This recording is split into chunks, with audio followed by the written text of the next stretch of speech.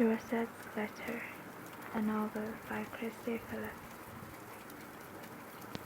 Chapter 1. The Hanged Man.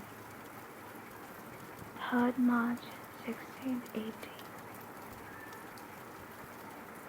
Her hands looked unnaturally pale in the moonlight. For a moment, Alessandra forgot the bitter wind that kicked up an icy spray off the lagoon, and regarded her hands as though they belonged to someone else. A conspicuous stretch of worn white knuckles with pallid veins that were faintly visible through milky flesh.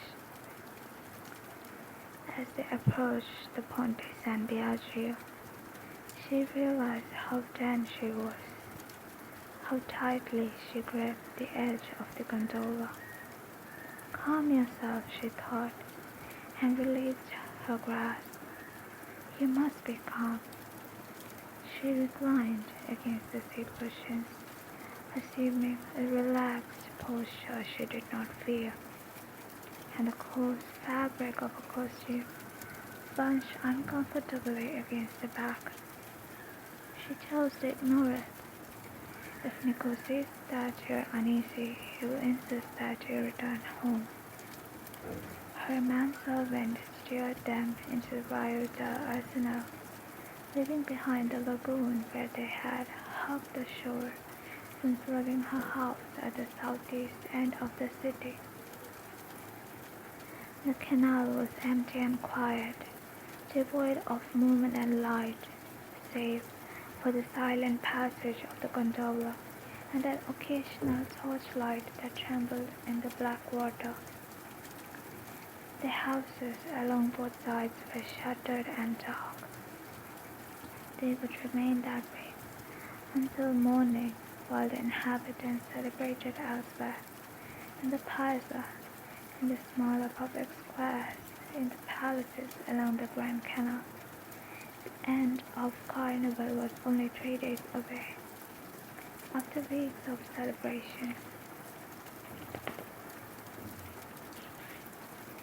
the revelry had built to a frenzy, as in the tale of a bewitched princess who danced for days and nights without rest. When morning dawned and Ash Wednesday, fragile and silver-fogged, all of Venice would fall into a limitless sleep as if under an enchantment. They turned into the Rio di San Martino, then into a narrow waterway that circled west toward the Piazza dei Leoncini. In their wake, small waves gently slapped against stone foundations, smothered in clumps of thick, glistening moss. She could reach out and press the damp stone with the fingertips if she desired. So close were the buildings, and she inhaled their familiar grotto scent with a kind of fragrance.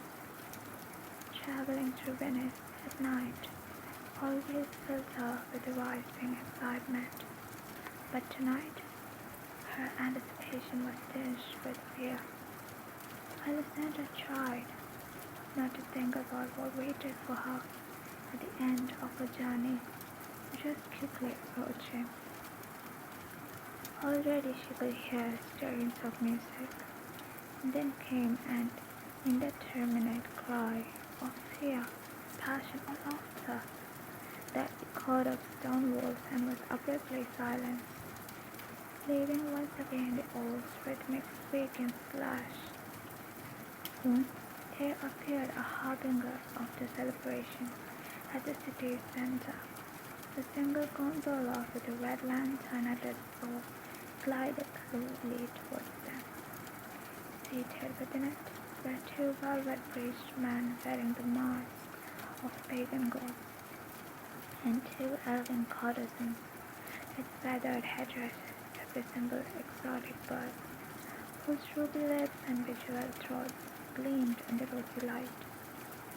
As the gondola passed, these fantastic creatures turned to regard her with a languid curiosity.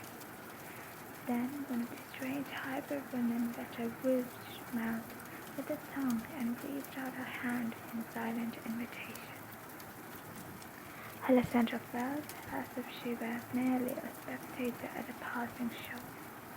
Then she and Nicole were swallowed by the shadow of a bridge, and discoursed again.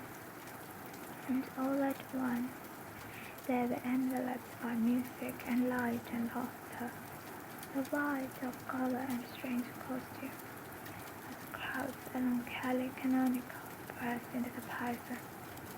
Nicole halted the gondola and exchanged a wordless look with Alessandra before she stepped onto the fondamenta and rushed away.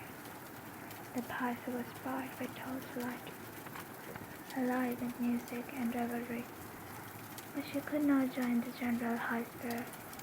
The sinister moor that waited for her in the dark courtyard of the Doge's palace filled her with dread. The Vocabularium in Lion's mouth was a special receptacle created by the Venetian government to receive letters of denunciation. It is its bronze plaque meant accusations of theft, murder, or tax evasion. The last are particularly heinous ones, according to the Great Council, the Republic's ruling assembly of 2,000 noblemen.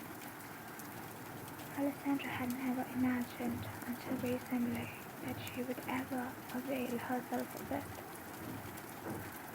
Behind the Vocabularium's grotesque, gaping mouth lurked every terror hidden within the depths of the palace, the prison, and the Republic itself.